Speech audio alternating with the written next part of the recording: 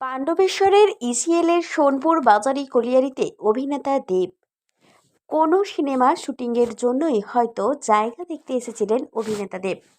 এদিন ইসিএল আধিকারিকদের সাথে ওই খনির দপ্তরে তাদের সাথে দেখা করে কিছুক্ষণ সেখানে কাটিয়ে তিনি ফিরে যান। বাইরে ছিল কড়া পুলিশি প্রহরা।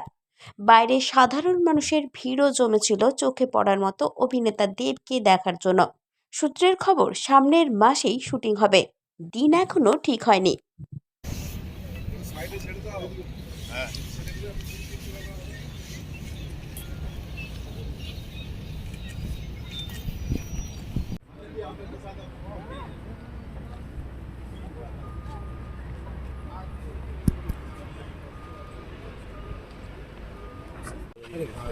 ফোটা করে দিলেন